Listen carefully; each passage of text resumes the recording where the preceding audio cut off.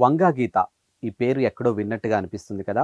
Exactly 2024 సార్వత్రిక ఎన్నికలు ఆంధ్రప్రదేశ్కి సంబంధించినటువంటి అంశంలో ఆంధ్రప్రదేశ్ అంతా ఒకెత్తైతే ఆ ఒక్క నియోజకవర్గం మాత్రం మరో ఎత్తులా కనిపించింది. అదే Pithapuram.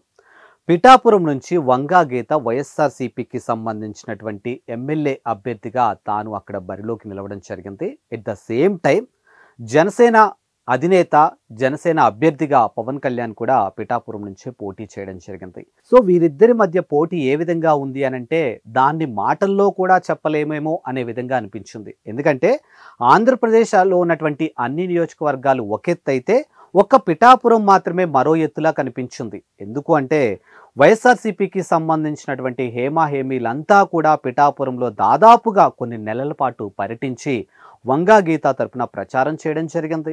At the same time Pawan Kalyan గారికి ఉన్నటువంటి క్రేజ్ గురించి కూడా మనం ప్రత్యేకంగా మాట్లాడుకోవాల్సిన అవసరం లేదు. ఎందుకంటే ఒక స్టార్ హీరోగా తాను ఎదిగినటువంటి తీరు మనందరికీ తెలిసిందే. ఎట్ ద సేమ్ టైం ఒక రాజకీయ నాయకుడిగా తాను ఎదుగుతున్నటువంటి తీరు కూడా మనందరికీ తెలిసిందే. అటు రాజకీయానికి సంబంధించినటువంటి నేతలు, ఎట్ ద సేమ్ టైం ఇటు సినిమా రంగానికి సంబంధించినటువంటి ఆర్టిస్టులు అవ్వచ్చు, ప్రొడ్యూసర్స్ అవ్వచ్చు, డైరెక్టర్స్ అవ్వచ్చు, ఎవరైనా కానీ సినిమా రంగానికి సంబంధించినటువంటి ప్రతి ఒక్కరూ కూడా పవన్ కళ్యాణ్ గెలుపు కోసం పిఠాపురంలో దాదాపుగా కొన్ని నెలల పాటు ప్రచారం చేసినటువంటి తీరు కూడా మనందరికీ తెలిసిందే. అంటే ఇంకా ఆల్మోస్ట్ నియోజకవర్గం పరంగా చూసుకుంటే పిఠాపురంలో కొన్ని కోట్లు చేతులు మారాయి అనే కోణంలో కూడా చాలా అంశాలు వినిపించాయి. బట్ వాటి మీద ఎక్కడా క్లారిటీ రాకపోయినప్పటికీ కూడా ఒక పిఠాపురం నియోజకవర్గాన్ని మాత్రం ఆల్మోస్ట్ అక్కడ ఉన్నటువంటి ప్రధాన పార్టీ నేతలు, ప్రధాన పార్టీ ఎవరైతే అధినాయకులు ఉన్నారో వీళ్ళందరూ కూడా ఒక రకమైనటువంటి ఛాలెంజ్గా తీసుకున్నారు. ఎట్టయినా సరే పిఠాపురాన్ని మేమే కైవసం చేసుకోవాలని వైఎస్ఆర్సీపీకి సంబంధించినటువంటి జగన్మోహన్ రెడ్డి వేసినటువంటి ప్లాన్స్ కూడా మనం చూసాం. ఎలా అయినా సరే పవన్ కళ్యాణ్ గతంలో 2019లో పోటీ చేసినటువంటి 2 నియోజకవర్గాల్లో ఆయన ఓటమి చెందారు కాబట్టి ఈసారి ఖచ్చితంగా ఆయన అసెంబ్లీలో అడుగు పెట్టాలని ప్రెస్టేజ్గా తీసుకున్నారు. ముఖ్యంగా పిఠాపురంలో ఖచ్చితంగా తాను గెలిచి తీరాలి అనుకున్నారు కాబట్టి ఆయన ప్రచారం కూడా జోరుగానే సాగింది.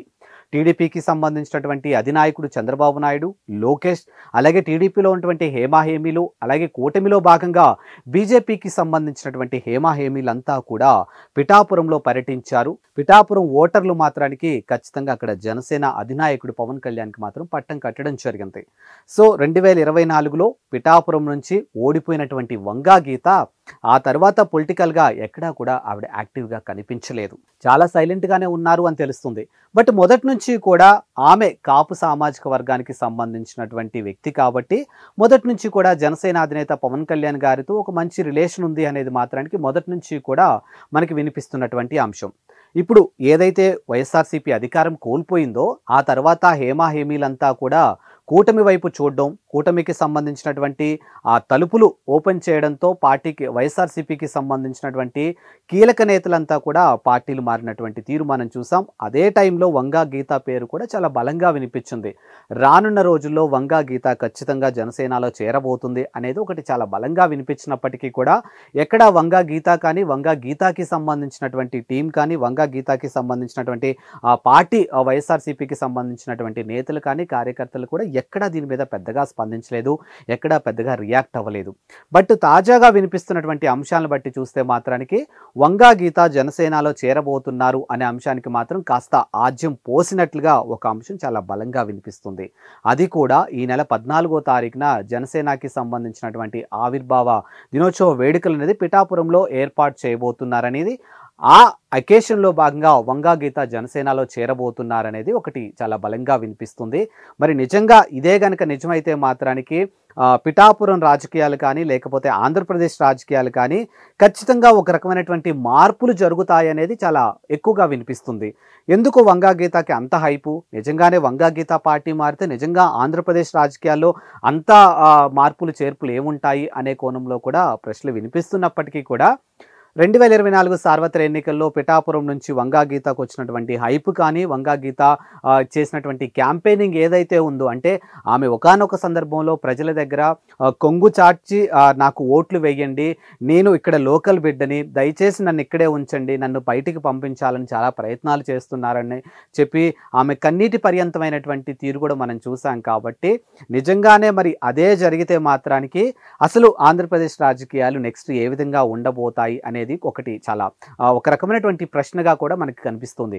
ఇప్పటికే పెండెం దొరబాబు జనసేనలో చేరడానికి Pawan Kalyan almost green signal ఇచ్చారనేది కూడా తెలుస్తుంది. కాబట్టి ఆయన కూడా పార్టీ మారబోతున్నారనేది మనకి చాలా స్పష్టంగా అర్థమవుతుంది. కాబట్టి రానున్న రోజుల్లో అంటే ఇంకా లోకల్ ఎలక్షన్స్ కూడా ఉన్నాయి కాబట్టి దాని రిజల్ట్ని బట్టి వైఎస్ఆర్సీపీ పార్టీ యొక్క మనుగడ ఏ విధంగా ఉండబోతుంది అనేది కూడా ఇప్పుడు రాజకీయ విశ్లేషకులు చెప్తున్నటువంటి అంశం. అంటే రానున్న లోకల్ ఎలక్షన్స్లో అంటే వైఎస్ఆర్సీపీ ఇప్పటికే క్షేత్రస్థాయిలో మళ్ళీ పూర్వ వైభవాన్ని తెచ్చుకునే ప్రయత్నంలో భాగంగా వైఎస్ఆర్సీపీ అధినేత జగన్మోహన్ రెడ్డి ప్రజలకి అందుబాటులో ఉంటూ ప్రజల్లో మమేకమవుతూ ప్రజల్లో కలిసి ఆయన తిరుగుతున్నటువంటి తీరు మనం చూసాం. కాబట్టి క్షేత్రస్థాయి నుంచి మళ్ళీ పార్టీని బలోపేతం చేసుకోవడం కోసం ఆయన ప్రయత్నాలు కూడా మనం చూస్తున్నాం. బట్ వీటన్నిటికీ అంటే ఒక రకమైనటువంటి క్లారిటీ మనకి రావాలి అంటే ఖచ్చితంగా ఆంధ్రప్రదేశ్లో జరగబోయే లోకల్ ఎలక్షన్స్ ఏవైతే ఉన్నాయో ఆ లోకల్ ఎలక్షన్స్ నుంచి వస్తున్నటువంటి రిజల్ట్ ఏదైతే ఉందో దాని ఆధారంగా రానున్న రోజుల్లో ఆంధ్రప్రదేశ్లో ఏ పార్టీ యొక్క పరిస్థితి ఏ విధంగా ఉండబోతుంది, ఏ పార్టీ ప్రజల్లో ఎంతవరకు వెళ్ళింది, ఎంతవరకు ఉంది, కూటమి ప్రభుత్వాన్ని ప్రజలు ఎంతవరకు స్వాగతించారు, ఇలాంటి ఎన్నో అంశాలు తెలియాల్సి ఉంది.